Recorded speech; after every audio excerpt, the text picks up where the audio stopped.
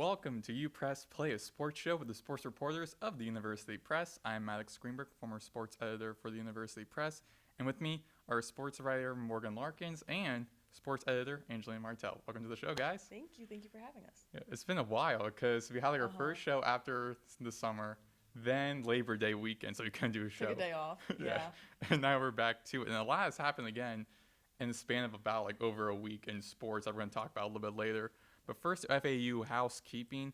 The football team has started their season. They already played 2 games. They're 1-1 this season. And their next game is against FIU in the Shula Bowl in Miami. It'll be on September 12th. I think it's 6 p.m. they scheduled the game, I think. For FIU? Yeah. Oh, it's the 13th. The 13th? Yes. Oh, it's on the 13th. It's on September 13th. I'm trying to find the schedule for this. Oh, yeah. September 13th at 6 p.m. on ESPN+. So first, let's talk about the opening of the season where they lost to Maryland in the season opener, 39-7. I only saw bits and only the first couple of minutes of the first quarter because I was preparing for a volleyball game. But I was looking at the stats later on in the game, and I was like, no way did they give up 26 in the second quarter. So first off, what looked off to you guys during that game? There you go. The fact that I said we're trying to limit turnovers and then Caden Velkamp proceeds to throw 6 interceptions. Yeah.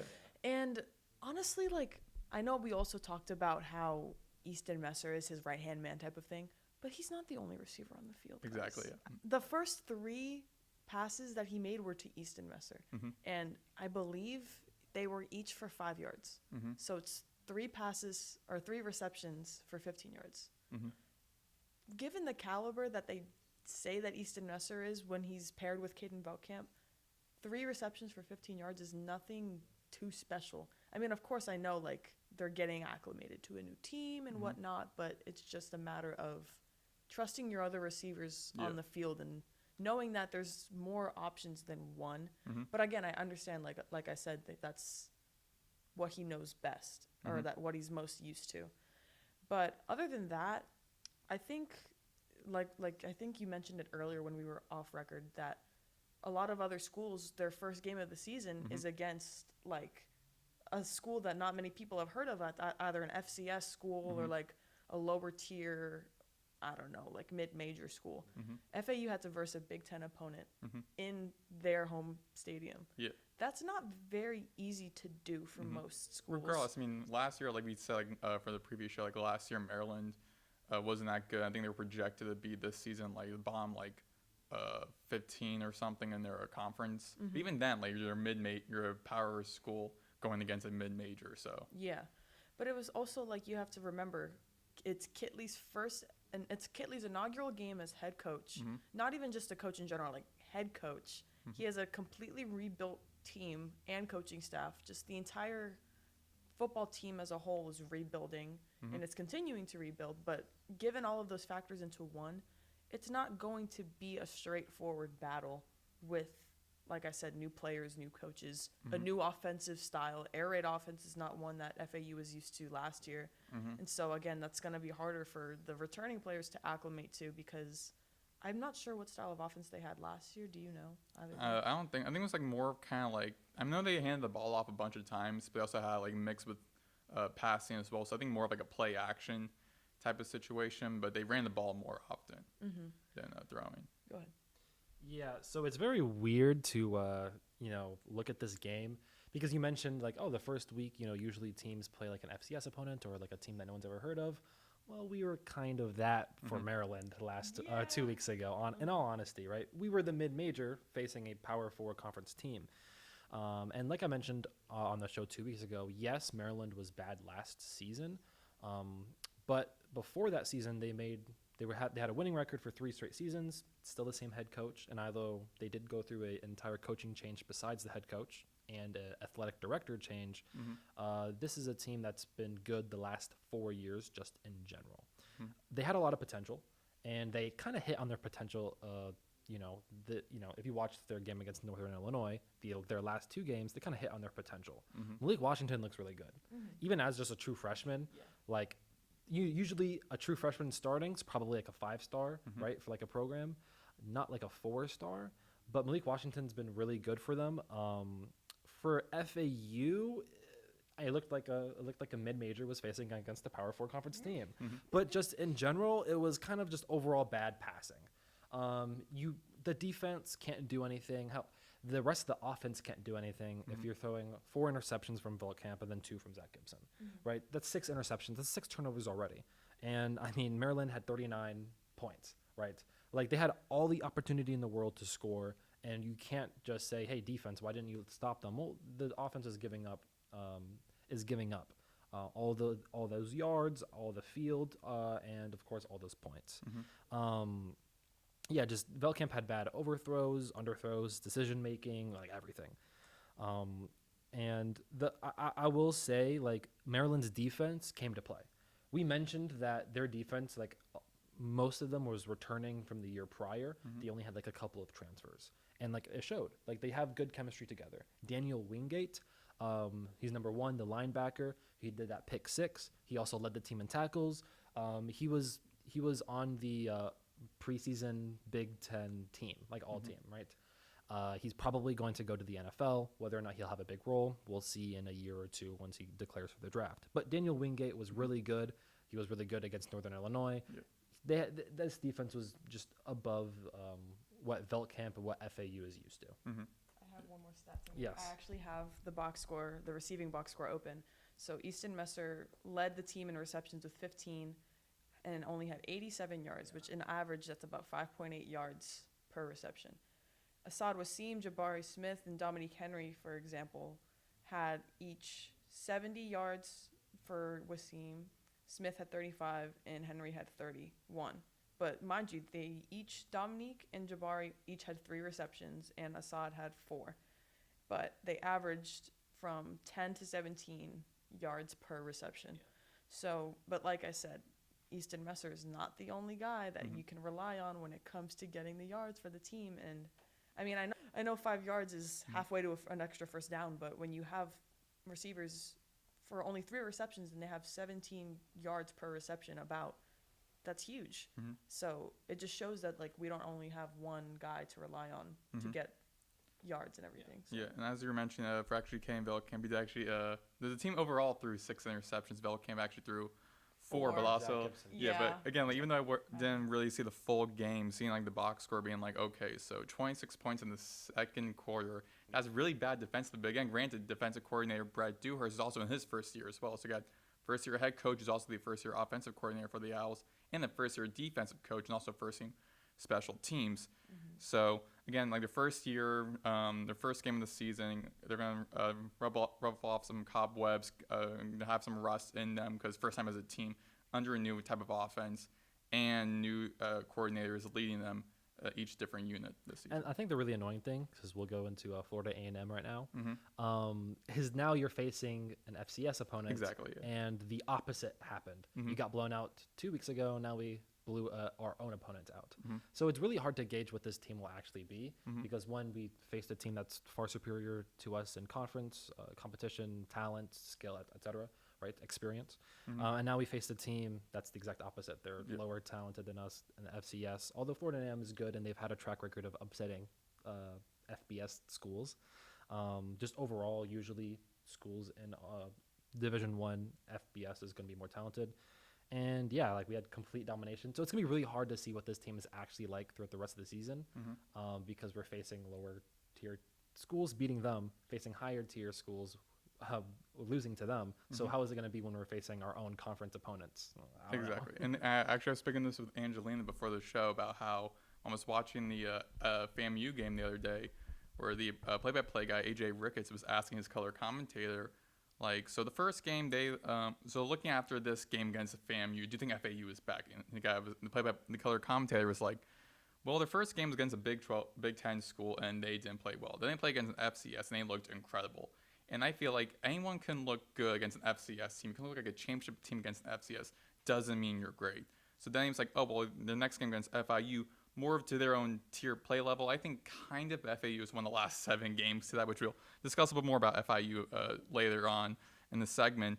But for the game against Florida A&M, they won 56-14. So what worked well in your eyes in that game?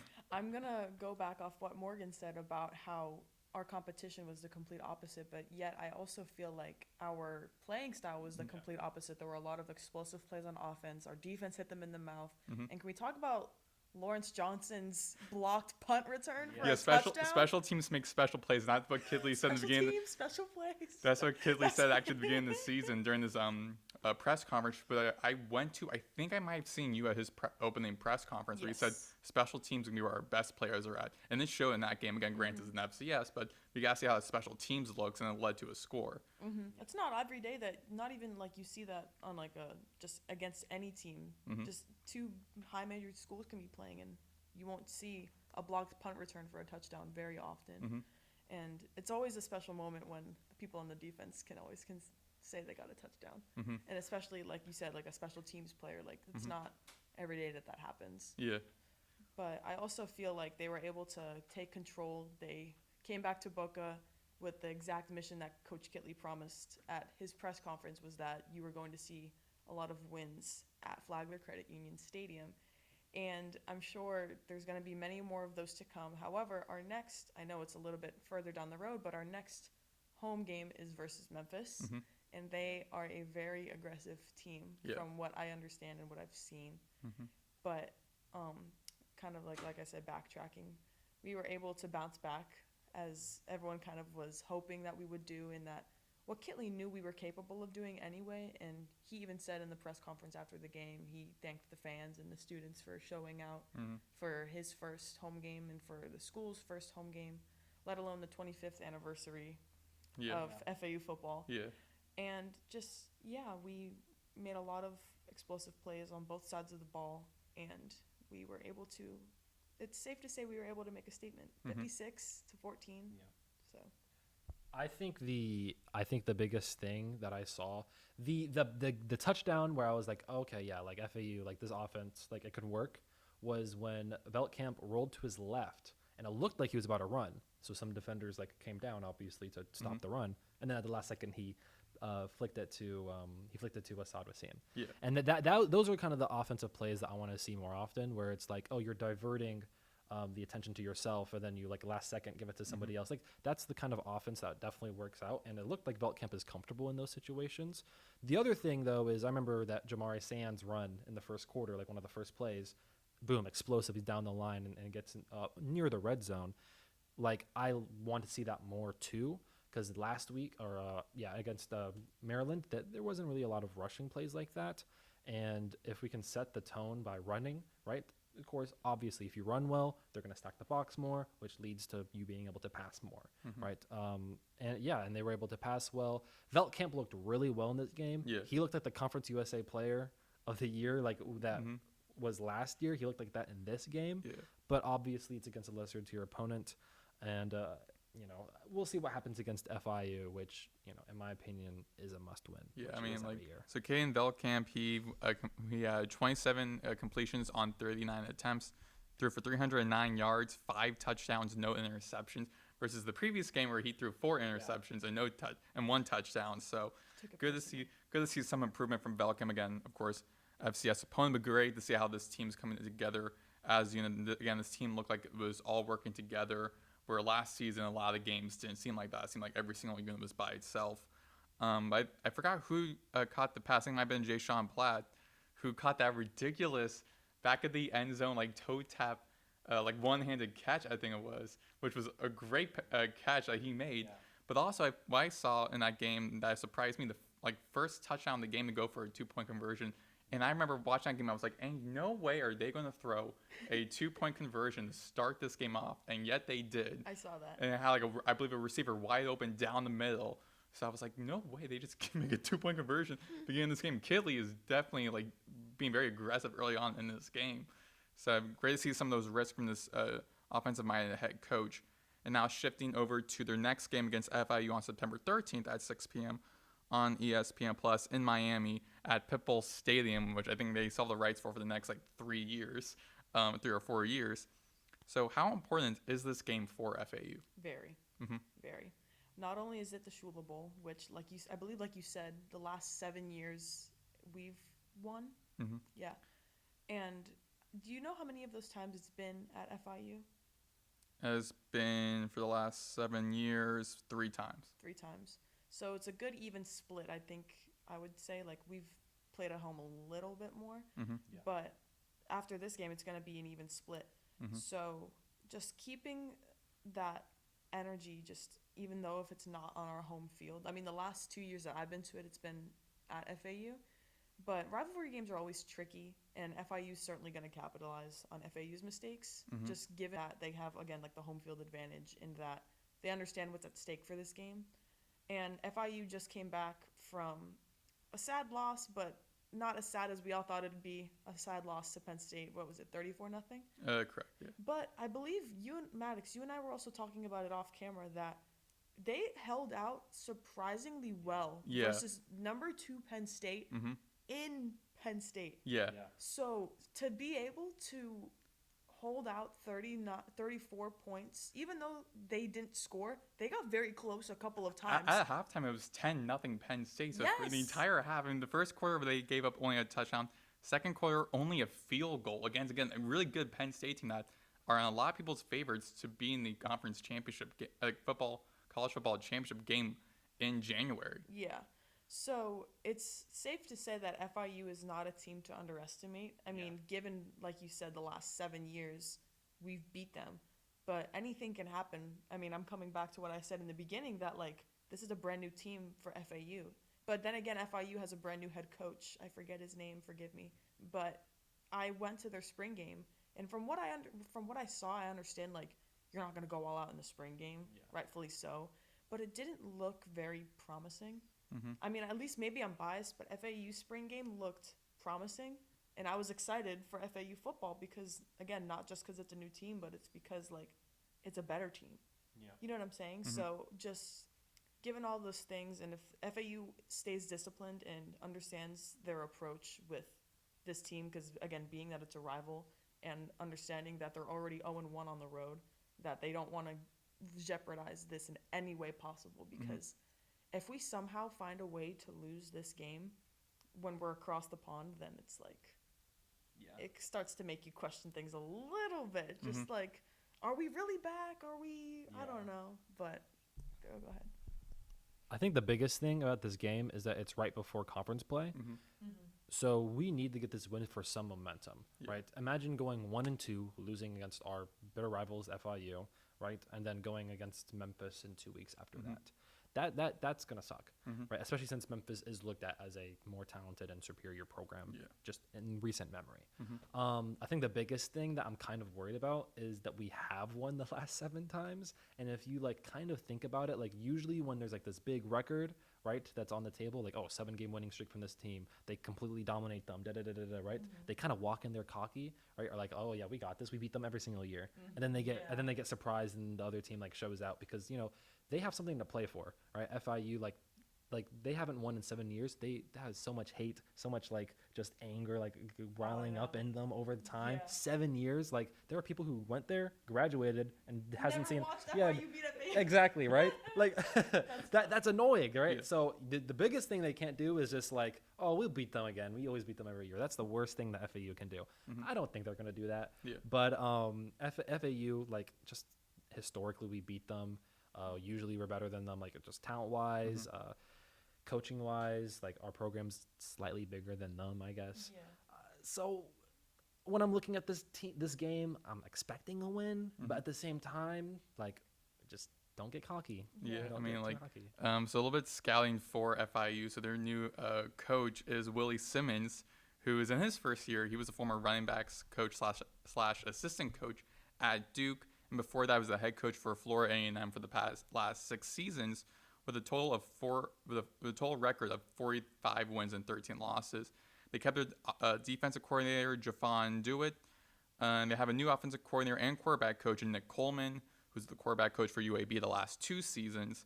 They keep Keon Jenkins, their quarterback, and Saquon Jean-Pierre, who are both the Conference USA preseason offensive and special teams player of the year. Bringing in cornerback Brian Blades, who was great, and I remember was great in their last game against FAU. Offensive lineman Jaheim Buchanan and Kenton Simmons, their defensive linemen, along with Jenkins and Jeannot-Pierre, are named to the Conference USA preseason watch list. Last season, they finished 7th in their conference standings with a total record of 48 and 4-8. And they also had 26 points per game last season offensively. Defensively, they allowed 25.8 points per game. And the last game FAU won, which actually was 38-20. I thought was a bit more of like a different. I thought it was like more advantage for FAU. I thought it was like a wider gap, but 18-point lead still impressive. Keon Jenkins had through 21 completions on 35 attempts, threw for 281 yards for 3 touchdowns, 3 interceptions. They got sacked once. In their previous game against Penn State, Keon Jenkins threw 15 for 28 for 127 yards and 1 interception. Again, the defense, they looked really good in the first half, only giving them 10 points in total to a number 2 team in the country. So I think also kind of going back to what I said like in our last show, and I said off camera, where what makes this game so important is, again, granted, fans are like, oh, FIU is FAU's little brother. FAU wins, and they're right now overall series record. FAU is up 17-4 over the Panthers, and they've won the last 7 games, 4 of which was at Boca. But with this game, like the past previous coaches, they put up like between like 40 to 50 points against FIU, and they defeated FIU. So if you're in your first year as a head coach and you lose to this lower school that is like a little brother to the program, and you don't put up like 35, 40, 50 plus points in that game, it's going to look kind of bad on you. But I also think like what also makes this again very important is, as you said, Morgan, it's going to be a next game in 2 weeks, I believe, because we're having a bye week afterwards. Is going against Memphis, who, if I remember correctly, because I was watching the kickoff for like the American Conference, and they put up a graphic where talking about 5 teams that are in the Conference USA that have the best odds to make it to the college football playoff. I believe 3 or 4 out of the 5 FAU is playing. And now onto that schedule is also against number 18 South Florida, which is also going to be on October 8th. Like, adding to that schedule, American is a very tough conference to play in. So you don't want to walk into your conference play being 1-2, but be 2-1 because after Maryland, again, granted a Big Ten school, the next 2 games against FCS lower division schools, you should be able to win those 2 games and come into this game against Memphis on September 27th after a bye week on a hot streak. Like, okay, we won our last 2 games, or we took a break. Memphis already played a game that week. They're a little bit tired. Let's go get ready against Memphis. We have best chance because also we're playing at home, have that home field advantage, and we already took a week off in one of our last 2 games. So you want to walk in with that momentum and that mindset versus like, okay, we lost our first 3 games. We lost 2 of them, so it's not too good on those. You want to walk into that game winning 2 straight games. I personally think FAU will defeat FIU, even though granted all the stuff I said about how Keon Jenkins looks and some of the guys they're bringing in. They also have a new head coach and offensive coordinator, not defensive coordinator though. So with him and a couple of those guys on FIU who were there in that game, playing a couple of those Shula Bowls over the season, they have some of that beef, that rivalry mindset in them against FAU. I think it's going to be a very good game. I think, like, again, FAU will walk away with it, even though it's a road game. You guys have any predictions for that game as well? Well, I mean, honestly, like, kind of just adding more to your point, like, if we hypothetically lose this game, then that win against FAMU means nothing. You blew out an FCS team and you can't even beat a mid-major FBS team that's your rival type of thing. Yeah. But I think if I had to make a score prediction, I'm going 35-14 FAU. I think it's a little bit more different because it is a rivalry game. Yeah. Because it's a rivalry game, and honestly, I can totally see a scenario where like FAU is just like, we'll beat them again, right? Like that happens sometimes in sports. I don't think we should press the panic button if we lose this game. It's what happens after. Yeah. If we lose this game, but I do expect to win. Yeah. And I will be concerned if we lose this game, but not like the panic button as in, oh, the season's over, right? But I do expect to win. I think it'll be a little bit closer. I'm going to go 31-20. And I think the air raid offense is going to really show out in this week's game. Yeah, and actually kind of going back to what Angelina said, first I'm going to say that there's also the 25th anniversary of the program, one of the youngest programs in college football Division I. and your first year head coach was first head coach ever in the program was Howard Schnellenberger, which I have a stat of him. And the reason why they call it the Schule Bowl is him, and I forgot the head coach for FIU, like one of their first year head coaches, but they both played for Don Shula back in the Dolphins back in the 70s. So they call it the Schule Bowl to remember Don Shula. So walking in your 25th season, honoring this very historic quarter of a century as a program, you don't want to have that and you lose to, again, a school like FIU. So don't want to walk in losing that. I remember you were saying something, Angelina. I forgot exactly. That the FAMU win means nothing if we lose. Oh, yeah. So last year, FAU, they had 3 wins. Their only conference win was against Tulsa late in the season. The only 2 wins were non-conference against FCS lower school teams. That was FIU, and that was against Wagner. So, again, it was like, okay, FAU is not good because only defeat against – your only wins were against 2 lower school teams and one – and then, like, a lucky game against Tulsa, basically. So, you don't want to have that this season as well. Where like, oh, your only wins were against lower division schools because it means it doesn't make you a good program. Anyone can defeat those lower division schools. Yeah. Yeah, by the way, just fact, the first head coach for FIU was Don Strock, who was a former player in Miami Dolphins in the 70s with Don Shula. Yeah, so that's what they call the Schule Bowl. So kind of moving away from football and talking a little bit about a sport we haven't actually discussed in a while on UPress Plays history, men's soccer. So men's soccer is ranked for the first time in program history as a Division I school since 1990, when they were program started off in 1993. First time that they are ranked. They are ranked now number 19, and they are, I believe, they are 3-1 this season. They're going against number 5, NC State, and before they're going against NC State, they are playing against Stetson. Actually, sorry, scratch out. That game's actually canceled in the road game against Stetson. So the next game will be on the road against NC State, who are number 5 in the country. The Owls are winless against NC State all the time. They're 0-3. Some key players for the Owls are Mabdou Diarra, who scored 6 points, 2 goals, and 2 shots on goal. And Abubakar Traore, who had 4 shots on goal, scored 5 points and 3 assists. The Owls will be playing on the road against the Wolfpack on September 13th, also at 6 p.m., so the same time during the football game. But, I mean, programs ranked for the first time. I mean, that's pretty impressive. Yeah, that's really impressive. I have not been paying attention. Yeah. I'm not a soccer guy. I'm not a soccer guy just in general. But I'll try to get into it. I'll try to watch it, and I'll see what we do against NC State. Yeah, like I'm not much of a soccer guy either, even though I'm trying because I want to try to call or cover some soccer. Because I've written a couple articles for it, but the problem is for the soccer games, either they're on the weekends where it's in the middle of the day and it's very hot outside, and there's nothing covering the bleachers, so you're sitting on metal bleachers, or it's later in the weekday where it's raining typically. Typically it rains in South Florida around like 5 o'clock or whatever, so you're gonna have to deal with the rain and no cover for you. So kind of a little bit like a yin and yang, like tricky thing, like double-edged sword situation. But like I'm trying to get into soccer as well, also particularly now more of incentive because the men's team is ranked 19 right now in the country. So congratulations to the men's soccer team and Joey Worthen, the head coach for the Owls. Now going to volleyball, they are 5-2 this season. They're about to start off the UCF Invitational Friday at 11 a.m. They won 2-1 in the Michigan Invitational. Their only loss was to the Wolverines in 3 sets. They open competition against Arkansas State and then Brown. Arkansas State is 2-3. The Owls are 0-8 in the series against Arkansas State. Their last game though was in 2012. So it's been a while since those two played each other. And then going against Brown, who are 2-1 this season. It's the first time the Owls will be playing against Brown this season. I saw a couple of the FAU volleyball games. I covered their exhibition game. I covered a couple of games in the FAU Invitational.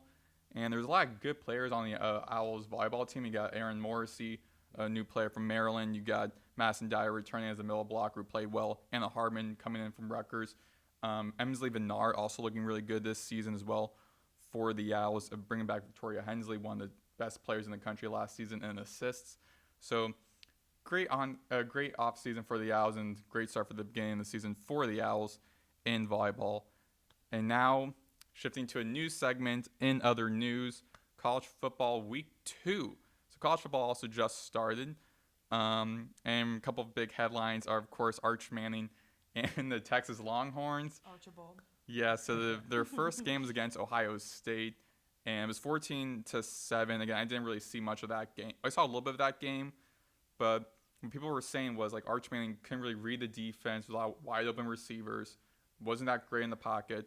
And then against their game against San Jose State, which I saw, a couple of drop passes, both were perfect passes to Wide Wingo, who I believe is like a freshman receiver for the Longhorns. And Wingo dropped a couple of those passes, but I felt like Arch Manning had the throwing power, just not much of the accuracy. Because there were a couple of great passes to receivers, that just overshot them, but was directly towards them. So a little bit rusty for Arch Manning. Was a little bit different about him though, compared to like any New Year quarterback. Is he played like I believe 4 games last season when Quinn Ewers was a starting quarterback for the Texas Longhorns, was out during that season for injury for a couple of weeks. So Arch Manning had time playing with this Longhorns team. Now I think now that in that mindset, like, okay, now it's officially your program and a very noble brand like Texas playing a lot of national televised games. Now all that weight on your shoulders, first year starter, I think kind of getting a little bit to him. What do you guys think? You can go first. I go first? All right. So Arch Manning in week 1 definitely looked rough. Just there's passes that are inaccurate behind receivers as they're running their routes, overthrows, underthrows. Like those happen right throughout the games, but it happened too much. My biggest thing, it kind of looked like Arch Manning's mechanics. His footwork was kind of off a little bit. He wasn't taking too many steps back, and usually like, taking those steps back is important as a quarterback. I don't know, because it looked like some of those passes like needed more umph to them. Yeah. And I feel like sometimes, because when you throw off your back foot, or when you're not in the right position, when your feet are more parallel with each other and less like, they're supposed to be more spread out. This hip is supposed to be back more. Your right hip is supposed to be back more if you're right-handed. And it kind of was like, it wasn't as spread out. And when that happens, you don't have that umph to your passes. Yeah. You don't have like, you could sometimes throw bad passes, things like that. And we did see that against for one of those passes to Wide Wingo that was short. Yeah. It was I thought his form looked.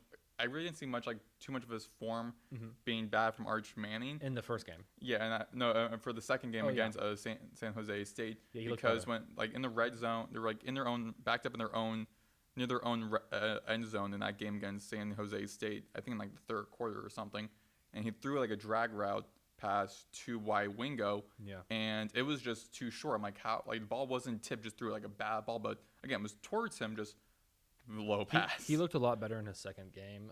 The first game, I give some leniency to because you're playing the national champions. Plus Matt Patricia coming in like a Super Bowl winning defensive coordinator. You're facing a great defense, also a great offense on the other side, which Texas defense held really well. But like you're facing an amazing team, right? Your first start as the starter of the program, like starter for the season, is against Ohio State, who just won the national champions, who's now the first ranked team.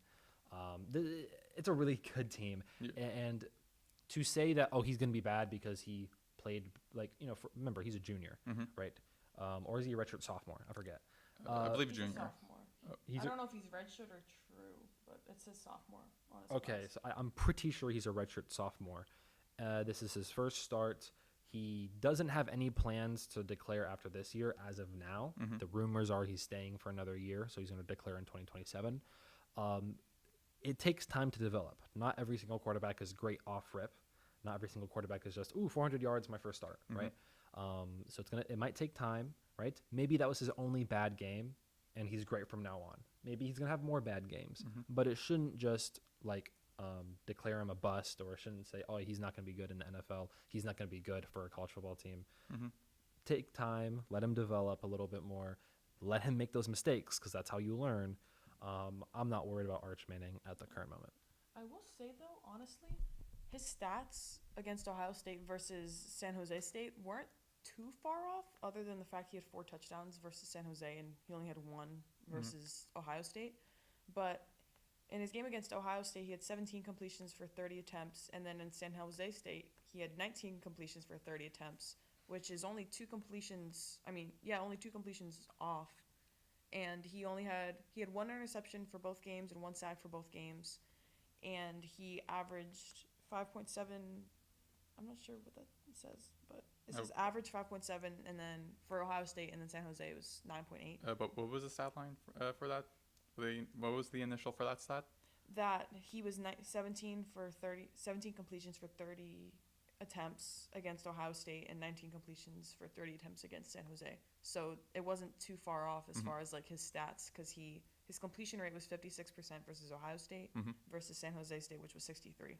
But he had 3 more touchdowns versus San Jose State. So I don't think it was too far off, honestly. Yeah. But I mean, obviously San Jose State isn't number 3 Ohio State, but Yeah. not, or number 1 Ohio State. I'm sorry, Yeah. they're first now. Yeah. But yeah, I mean, I don't think it's too bad considering how he performed against, at the time, the 3rd team in the country. I think the funniest thing, because I was watching football yesterday, I was watching the NFL, right? Yeah. And then a commercial came on with Peyton Manning, and he had his son, Marshall Manning. Yeah. And then I'm like, wait a minute, how many of these Yeah. Mannings how are many coming Mannings out? are there? Yeah. So there, Peyton has 2. Yeah. But one of them's a girl, so it won't be in football. Mosley. Whoa. Maybe. I'm kidding. Oh my goodness.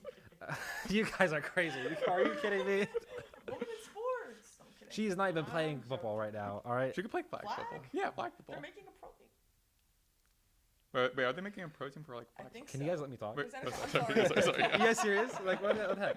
This better use it right now. Oh. Marshall is playing. Marshall Manning, that's his son's name, Yeah. is playing middle school football right now. Okay. And Eli Manning has 4 children, Yeah. 3 daughters. Mhm. Maybe one of them will be in the NFL. I don't Maybe. know. But his youngest, who's only 7, I don't even know if he's 7 years old, Charlie Manning. So are we gonna get like more Mannings as they come out, like every I mean, couple? Of, I mean, decade possibly. or I mean, it seems like a lot like children of like former players Yeah. and coaches are making their way to the Yeah. into pro sports. Like I know, I think it wasn't Marcus. I don't think it was Marcus Spears. It was someone else from ESPN. Their son, I think it was Marcus Spears, who his son is like number 1 in the country in high school basketball, and like I think is just going to be making Really? it to the making it to the college level. I forgot who it was. He's class of 27. I think class of 27. Yeah. You can help me try to figure out who that was, yeah, I but got you. But think it it's was- safe to say that they're keeping the Manning legacy alive. yeah. Yeah, like they have, and they're playing football probably. Like I was like, oh my goodness, how many Mannings are there gonna be in the NFL? So Like, I'm assuming you're going to be watching the Manning cast for tonight's Monday Night Football game. I will not be Side watching the quests Manning are cast. unreal. Side quests are unreal. But Are we is gonna? that it for Arch?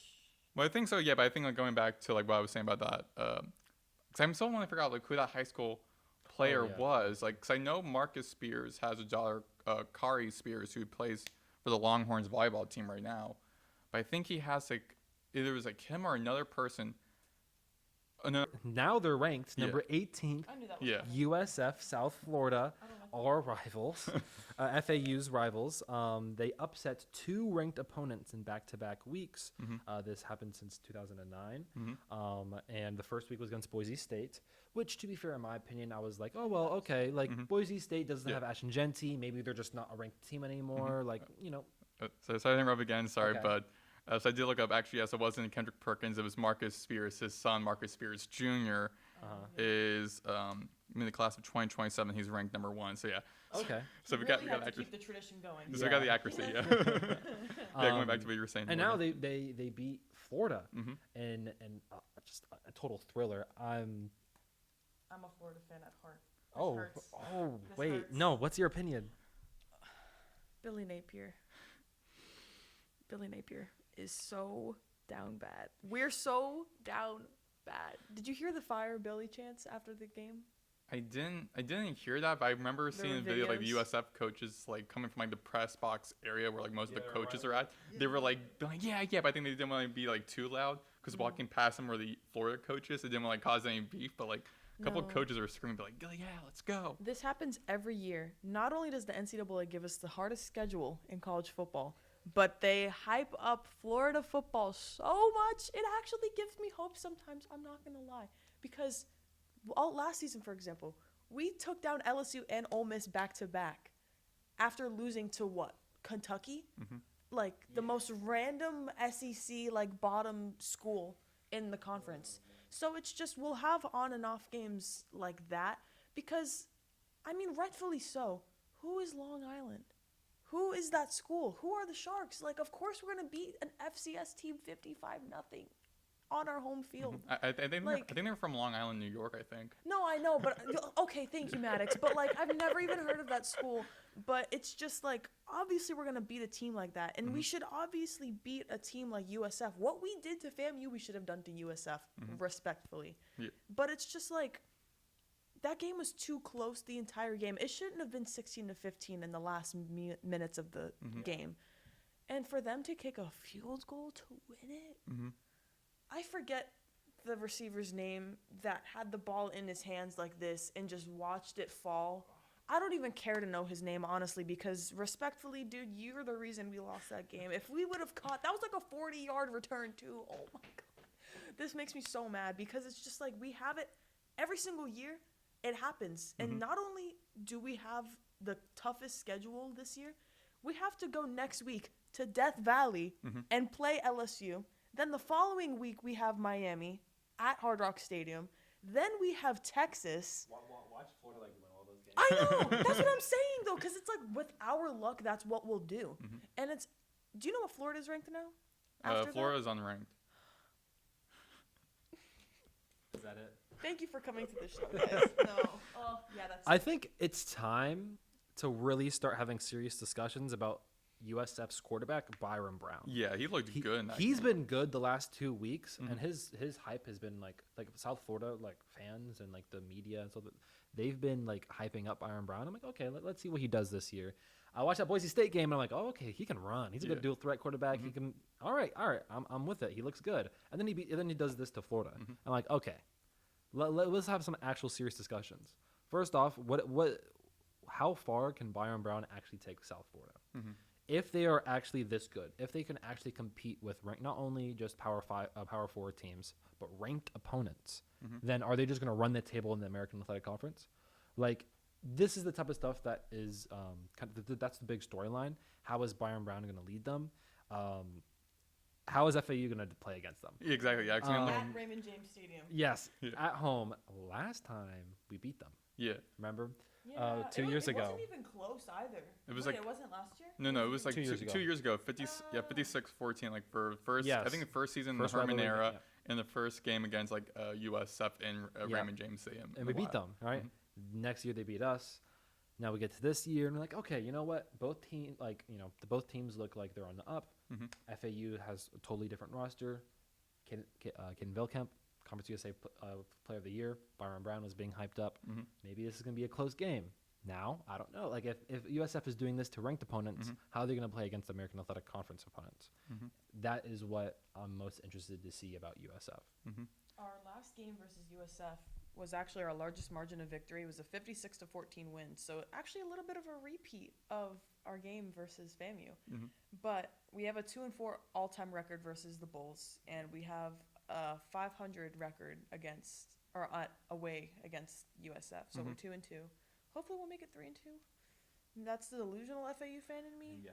But I don't know. I think, we went on a 3-game losing streak in the beginning from 2002 to 2010. But there was like a 5-year gap from 2002 to 2007, then a 3-year gap to 2010.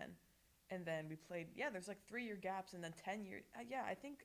Obviously this is when we weren't in the American, but it's just like we come back to play these teams and they're not close games at all.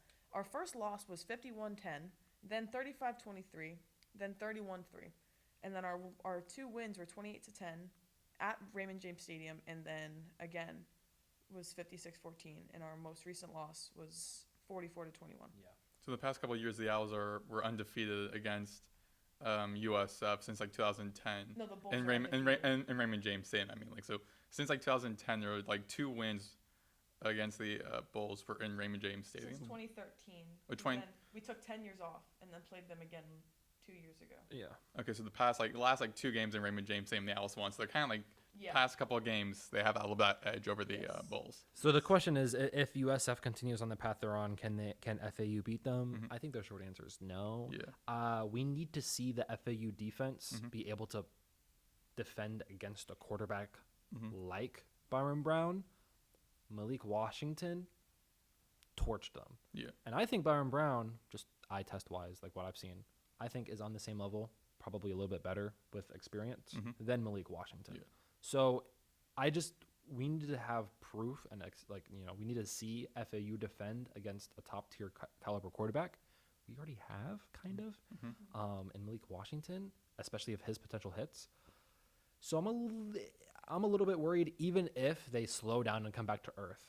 I'm still worried against USF because of Byron Brown and his dynamic play style. Yeah, and a little bit on Byron Brown. So as Angelina, as a Gators fan, I want to cover your ears after hearing this. So in 2023, Byron Brown passed for 3,292 yards and 26 touchdowns, while rushing for 809 yards and 11 touchdowns. The only other person to do that in Division I football was Jaden Daniels when he won the Heisman Trophy, who passed for 2,812 yards and had 1,134 rushing yards, which is insane as a running back. Wait, what was the stat specifically? So for Daniel Jones, he passed for 3,812 yards and had 1,134 rushing yards. There was the only two quarterbacks that had over 3,000 receiving yards, or passing yards, and over 800 rushing yards. Really? Lamar Jackson didn't do that? Jaden Daniels. So Byron Brown was the only other person to do that. So he kind of put like similarly, kind of like, I guess, like Heisman numbers, because the other person who did that won the Heisman. Byron Brown in the game against Gators, 23 for 36 for 263 yards, 1 touchdown, and had QBR of 74.5.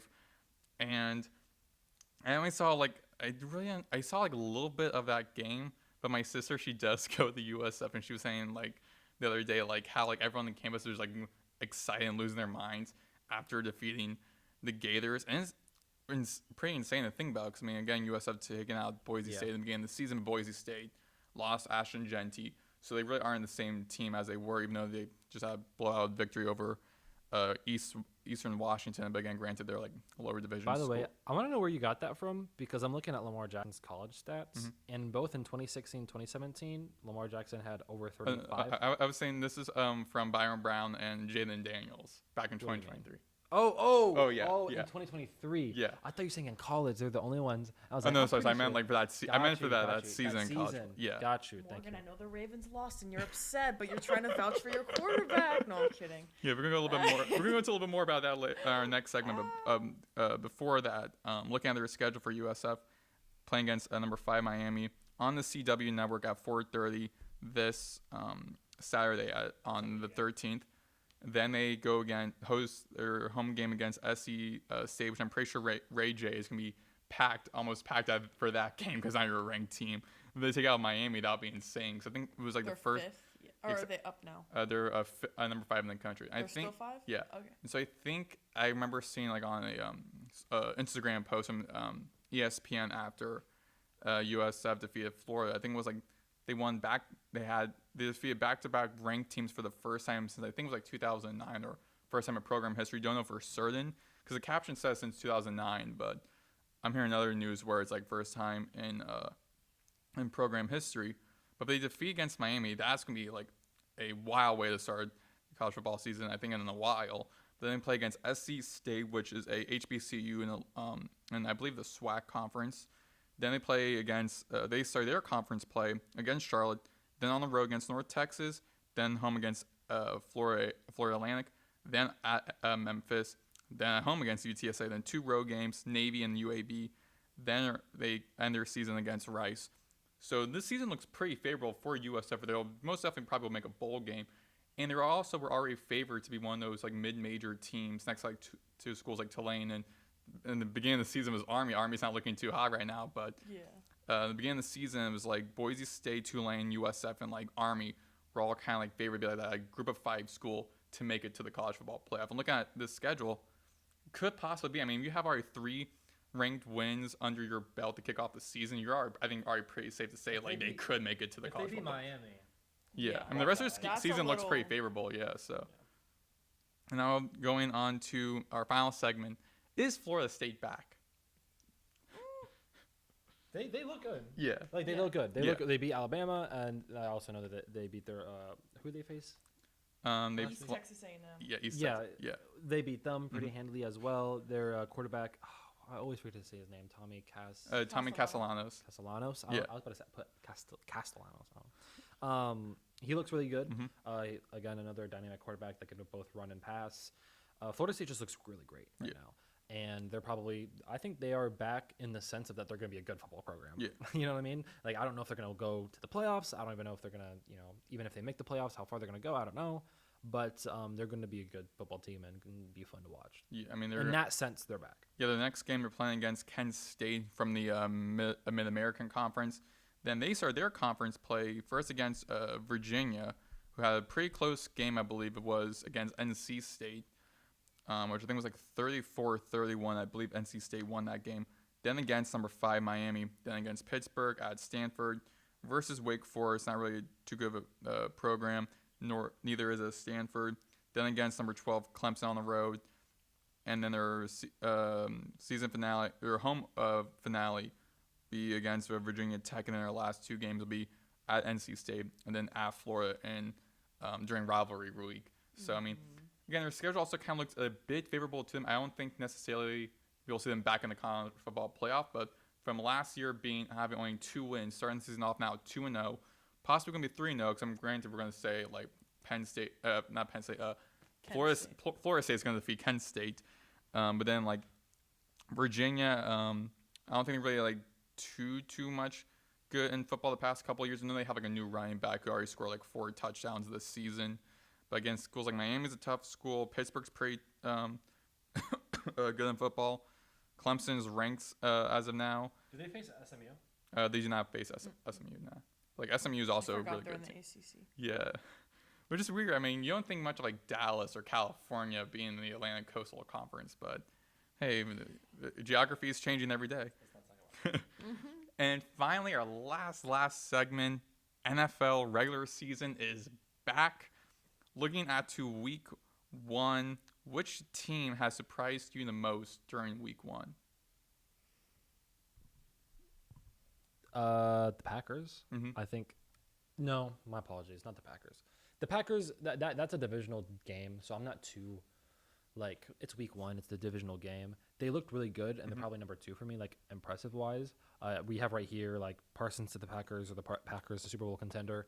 I'm one of those annoying people that say, oh, well, if you're in the playoffs, you can win the Super Bowl. Obviously, like, so if you make the playoffs, if you are a playoff level team, you are a Super Bowl contender.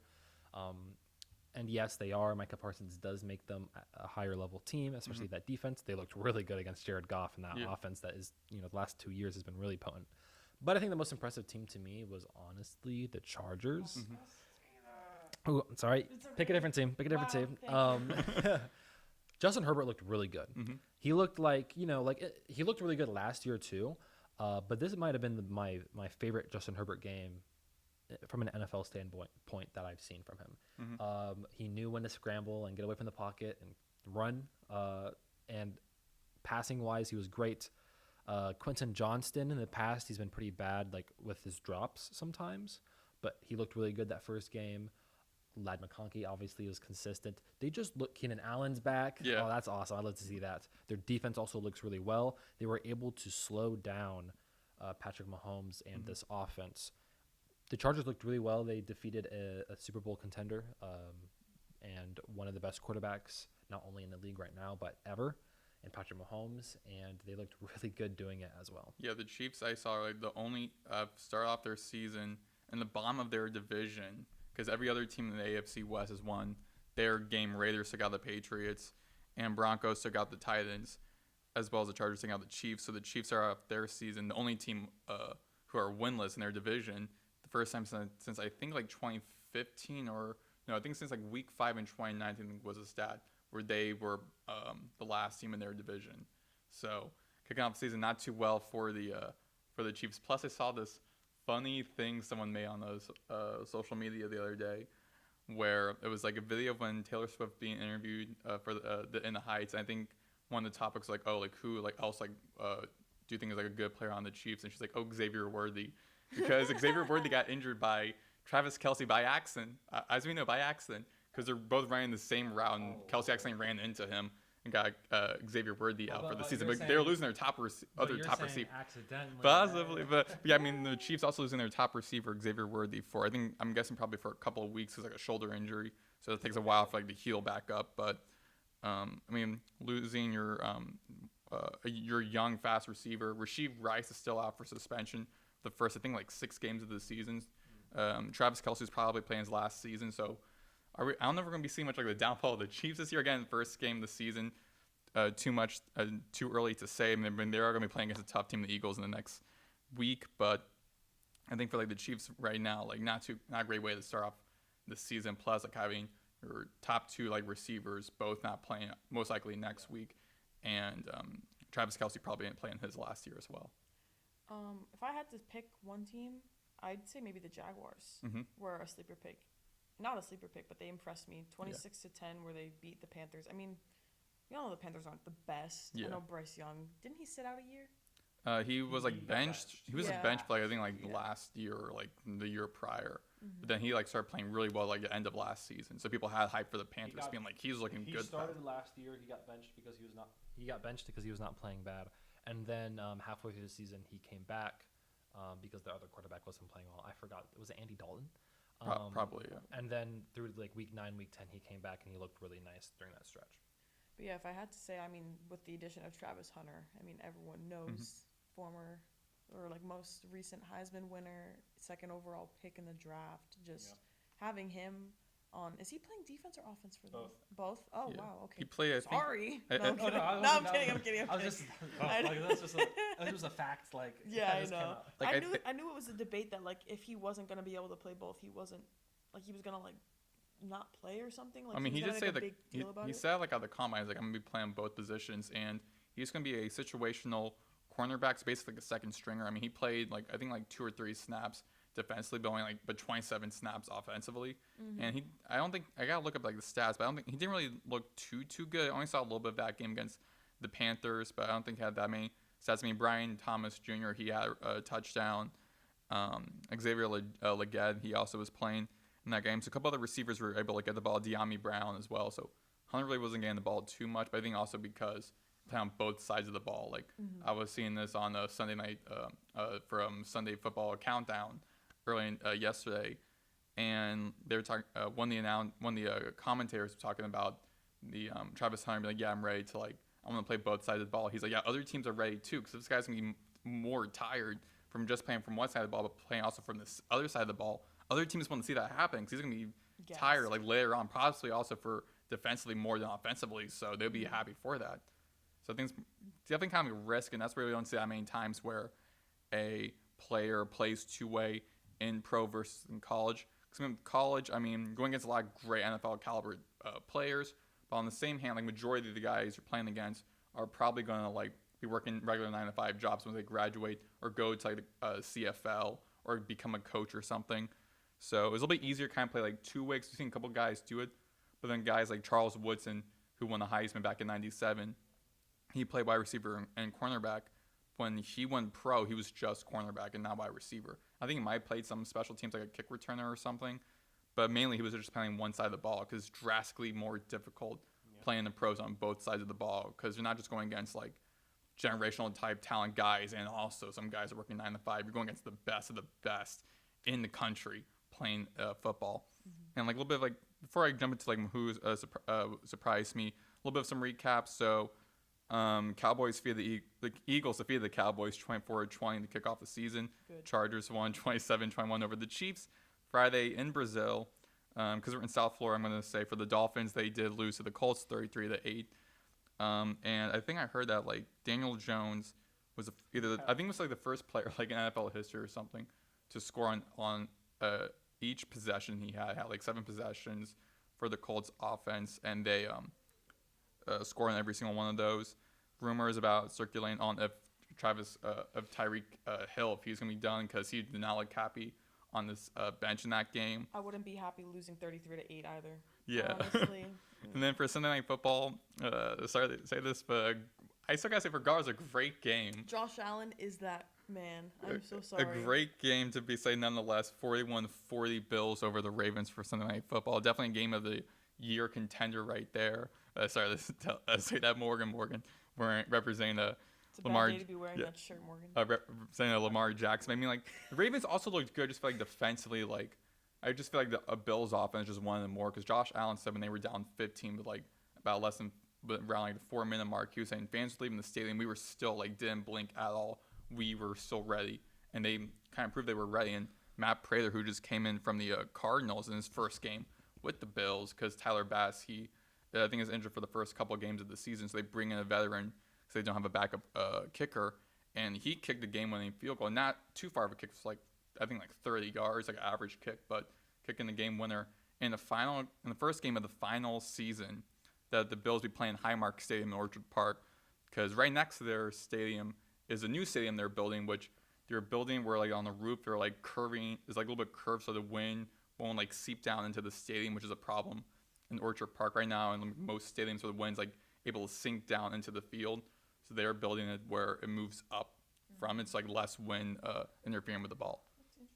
To talk about the game real quick, the Ravens have what I'm now calling a fake good defense, which is talent-wise they're great, and even at the end of the year, like, oh wow, look at all these statistics, right? Like, oh, great number of sacks, a good amount of takeaways. They're 15th in, or my bad, they're 15 points per game. They let up 15 points per game, 200 whatever yards on rushing, right? And then they can make the playoffs, but then you watch the big moments, and you're like, oh wow, their pass rush is nowhere to be seen. Oh wow, they're not forcing turnovers, and this is like a consistent problem that I feel like a lot of people overlook because of course they want to talk about Lamar Jackson, and yes, he makes mistakes. He makes mistakes in the playoffs, but at the same time though, there's this also very interesting statistic that the Ravens defense has only produced 3 turnovers in the playoffs since 2018. Wow. And they've made the playoffs every single year besides 1 year since 2018, right? And that's the problem, right? The offensive line is fake good, right? Yeah. Oh, on paper, like statistically, they're good. They have a good PFF blocking grade, right? But then the playoffs happen, and Lamar Jackson's running for his life. He gets sacked a couple times. Yeah. The center makes a bad snap, right? Like, it's so weird how just in general they're good, right? Somebody said, I forgot who. Somebody said to me though, like, that the Ravens are great in the big picture, but when it comes to the margins, they're like one of the worst teams ever. Well, not ever, but like they're one of the worst teams in the league, which is true. Like for some reason, we're the only team. Like when we go into the fourth quarter and we're up by 2 scores. Maddox, look at me. look at me. We were up 15 going halfway through the fourth quarter. Yeah, 15 going halfway through the fourth quarter. I did not think we had that game. I didn't. I didn't think we were gonna lose. I didn't think the Ravens were gonna lose, but I knew for a fact, we make one mistake, like the Bills are gonna tie the game, right? And all it took was that one fumble from Derrick Henry, and boom. The Ravens, it sucks because the Bills were never out of the game. Yeah. It's just the Ravens defense stopped them once in the second quarter, and then we scored again. Until the fourth quarter, both offenses were back and forth, right?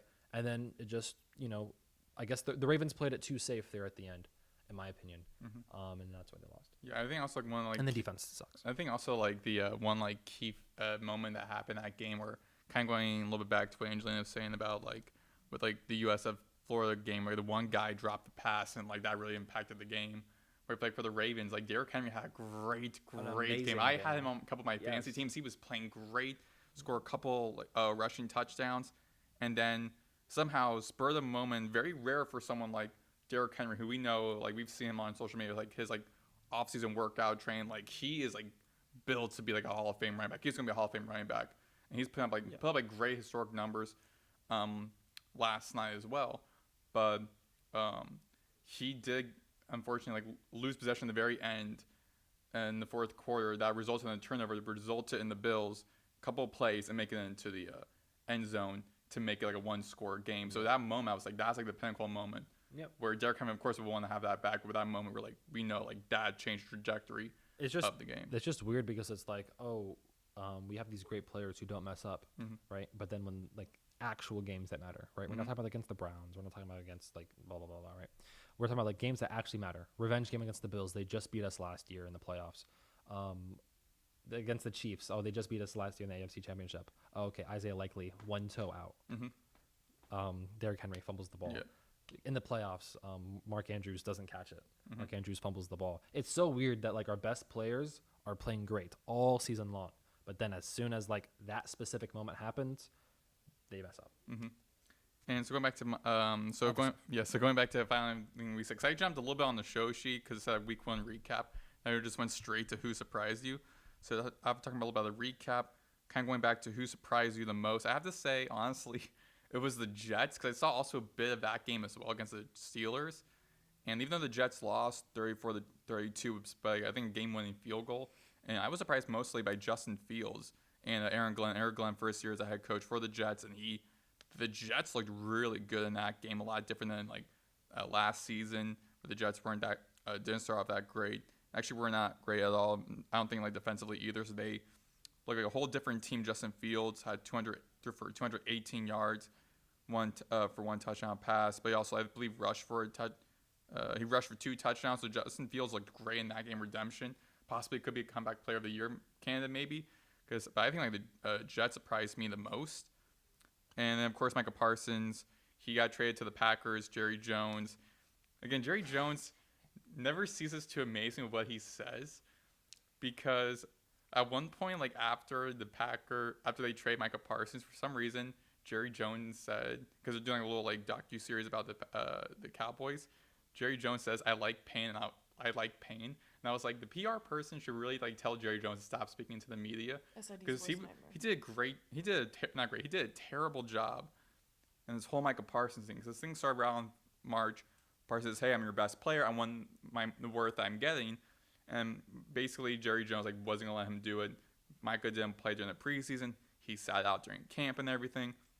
And then less than a week before starting the regular season against your divisional rival, you take away your best defender, which I think also kind of surprised me too, is how good the Cowboys played as well. Because they did pressure Jalen Hurts a couple of times in the defense. I thought it was going to be a huge blowout by the Eagles, but Cowboys looked good defensively, kept them within 4 points. So the defense looked that good, but Micah Parsons not going to the Packers, signing a 4-year, $188 million contract with the Packers. And I do think we all can agree the Packers are most likely a Super Bowl contender, bringing in rookie wide receiver, and Matthew Golden also looked good, and bringing in Micah Parsons. Then going to FAU alum Trey Hendrickson, who played for the Owls back, I think, around 2017, 2018. He just finally, after a long contract dispute with the Bengals front office, who are not a good front office either, Hendrickson just signed a 1-year, $29 million contract, so he's going to be a free agent next year. But Hendrickson returning, bringing in Shamar Stewart, who also had a long talk with the front office on what contract he wanted to get as a rookie. I think they decided also on a 4-year, $18 million contract. So bringing two good defenders to the Bengals after one of your top defensive ends, the Cincinnati kid, and Sam Hubbard, who played at Ohio State, played for the Bengals, played his entire career of football at Ohio. Him retiring, Trey Hendrickson, he's a leading sack leader last year, the reigning sack leader. Him now just returning. Bengals didn't look that. It was a very defensive heavy game, but it was still pretty close. But the Bengals historically have been pretty bad defensively. But do you think with Trey Hendrickson signing this deal with the Bengals for 1 year, do you think this can help the Bengals in reaching the Super Bowl this season? No. He was on the team the last few years, and they haven't been able to make the playoffs. I think that what needs to change is a lot of things for the Bengals to win the Super Bowl. First off, they have to worry about making the playoffs first, right? I always say this every single year. They got to worry about making the playoffs first. And over the offseason, they did not, into my opinion, they did not show me that they improved substantially enough that I can believe in them to make the playoffs. Their defense is not good. It's not talented enough, and their offensive line is also still very suspect. I watched a couple of those plays against the Browns yesterday. Myles Garrett was he had a field day against Joe Burrow and against the offensive line. And I don't want to say, because Joe Burrow and Jamar Chase and T. Higgins and I think Chase Brown are all great players, two superstar level players. That offense is going to be good. But I just worry that you can't have only a good offense. You need to have a good special teams, a good offense, a good defense. You need to have all three. And even then, that's not enough to win a Super Bowl. You know what I mean? Mhm. So I just, until I see that defense improve, until I see the offensive line improve, until I see the front office improve, I doubt that they win a Super Bowl, especially this year. Mm-hmm. And our last discussion topic. So, who do you think is a dark horse for these playoffs? The Lions. The Lions? They did it last year. I think they can do it again. All right. But I don't think people really expect them to because, again, like people probably have, like you said, the Chargers, the Jaguars. I mean, the Chiefs and the Bills. Like, the Bills are already going to win their division. Like, I'm already calling it now. Like, Yeah. Dolphins are definitely not winning that. I've heard Jets? I've heard some refer I to the don't know. division as the AFC least. I'm like, The kind of is, yeah. Yeah. I mean, the Bills are the only team in the division I've won this in the first week. So Because let's be realistic. The Patriots, no. The Jets, no. Dolphins, absolutely not. The Bills, process of elimination, yeah. Mhm. But honestly, though, like, the Lions have been bad for so long. To see that they're finally good, it makes me so happy. And I know Megan's happy, too. Shout out, Megan. But, yeah, honestly, I wanted it to be the Bills and the Lions in the Super Bowl last year so badly. Mhm. Mostly because I didn't want a repeat of the Chiefs and the Eagles. yeah. But I'm glad the Eagles won. Mhm. So, but yeah, Lions. I find Don't say the Ravens. I love it. They're not dark I horse. know. Okay. I love it that everybody else has these like, oh, I want to see this team, and I was like, I do not want to see that happen. The team that's going to be a dark horse is the 49ers. I have no idea why people forget about them. I forgot about Jimmy Garoppolo's not on the team anymore. I Exactly. forgot. I know why. Okay, stop. No, but that was their quarterback when they were in the Super Bowl. Yeah. And then they had Brock Purdy, who said came I on know the why. on the scene. In 2023, they went to the Super Bowl, right? And then last year they went through injuries. Brandon Ayuk just didn't play well, and then boom, he got injured. Wait, no, But Brock then Purdy was their quarterback. I'm sorry. in 2023, Yeah. but then they went to the Super Bowl in 2020, 2021. They lost to the 2020, yeah, Chiefs. for the 100th season, yeah. Yeah. They lost to the Chiefs. And then they lost to the Chiefs. They lost to the Chiefs twice. In Oh Miami, my yeah. gosh, I would be so mad if I lost to the if the Eagles. I imagine if the Eagles lost to the Chiefs twice too. Like wow. But anyways, the 49ers. The 49ers. This is. The 49ers are still, in my opinion, a playoff team. They just got injured last year a lot. They got a win yesterday against the Seahawks. Yeah, against the 17-3, yeah. Seahawks, who is a good team in my opinion. And I just think they're a dark horse to make the playoffs, and we'll see what they do after that. I like Brock Purdy. I like Pearsall. I like Brandon Ayuk. I still think he's going to be good after he comes back from injury. Christian McCaffrey, if he's healthy. Again, if. That's the biggest problems. But when we see that when the 49ers are healthy, they're a playoff team. And I feel like a lot of people are just not talking about them. I think they're going to make the playoffs this year. Yeah. So. For me, for my dark horse, I think kind of going on with some people have already. I think some fans are always bringing up like different teams, and I believe this is one of them as well. The Jacksonville Jaguars are kind of my dark horse teams. I think like Trevor Lawrence didn't look that bad again. Granted, the first game of the season playing against the Panthers. Panthers aren't a good team. Travis Hunter, he'll start playing probably play a little bit better as the season goes on. He also he's taking a huge task on playing both sides of the ball, so he's going to by the time he get adjusted to that. Yeah. For receivers, I mean they have pretty. Brian Thomas? I mean, it's a pretty deep wide receiver. I mean, Travis Hunter, maybe? yeah, Brian Thomas, Travis Hunter, De'Ami Brown, and for running backs, you got Shul, Tudor, who's the rookie, and Travis Etienne, who had a great game the other day. Hold on, did And- you not mention my boy Tank Bigsby? Oh yeah, Tank He's the Bigsby, too. bat. He's Maddox. Don't make me mad. I only saw a little. I saw a little bit of like a lot of different like Yeah, 1 o'clock games. I was flipping through all the channels, so I only saw when like Bigsby, not Bigsby, when Tudor and Etienne play. So I didn't see Bigsby, but I know Bigsby also had a good year last year as well. So they're pretty deep in running backs and wide receivers. Lawrence looks pretty good this start of the season. Defensively, I think they also looked really good. I mean, I think they have a pretty underrated, I guess, like defense in the way. I mean, they have a pretty good defensive line. They had a couple of turnovers defensively. I think they could be like a dark horse team. Plus, I mean, other than like the Texans, who I think also are going to win their division, Colts really don't look too interesting to me. Titans, I was honestly surprised how well the Titans kept in with the Broncos, who were in the playoffs last year. Cam Ward looked good. Yeah, and even Cam Ward looked good, but also I mean the defense I was surprised by because I really don't think I didn't think Titans had a great defense. And they got Brownlee, who had a pretty good game. Of course, the offensive line is a huge problem because Ward was running for his life the other day. But, I mean, the Colts and Titans aren't great playoff teams as of now. I think the Jaguars have like the best chance to be the second in the division. But I think also maybe try sneak in for that final spot being the seventh seed. I think my problem is that I'm thinking about every other division. Not every other division. I'm kind of a little bit like suspicious of the Jets, not in like a bad way. Like I'm kind of suspicious in like maybe they're gonna surprise people this year. Like for me, I always say like the Jets are going to Jets, as in like they're always going to try to find ways. They're the team that you don't believe them until you see it happen. Yeah, like a couple of years ago, everyone's like, "Oh, Jets are going to be in the playoffs in the offseason." Everyone's like, "The Jets are going to be in the playoffs," and then Aaron Rodgers carrying the American flag, most patriotic thing I've ever seen. And then 75 seconds in, tears his ACL, and they lose that game. So I'm like, the Jets are going to find a way to have a great season. They're going to find a way to lose. My thing with the Jaguars making the playoffs, it's really tough because you have the AFC North and the AFC West. Yeah.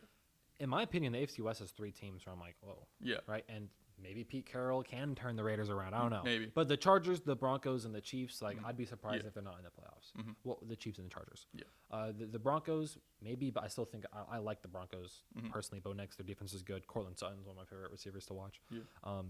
That's 3 teams that like I think are going to make the playoffs. And then you go to the AFC North, right? And I think there are 3 teams that can make the playoffs there, right? Of course, you get the division winner, whoever wins the division there. And then you get the Steelers, the Ravens, and the Bengals, like all fighting for potential wild card spots, and maybe all 3 of them make it in. Yeah. Right. So like those are 6 teams I just mentioned. Right there. And if you include you have to include the division winners, the Bills. We suspect it's going to be the Texans. That's 8 teams before you even get to the Jaguars. Yeah. So like that's the tough thing about the Jaguars with me. They're in such a stacked conference. True. Yeah. All right. Thank you all so much for watching this. Where can I find you guys? On Instagram at Angie Martell with 2 E's. They can find me on any social media platform, MJ_Larkins. You guys can find me on Twitter at Maddox Greenberg. Sign off. Have a great day, Owls. Peace.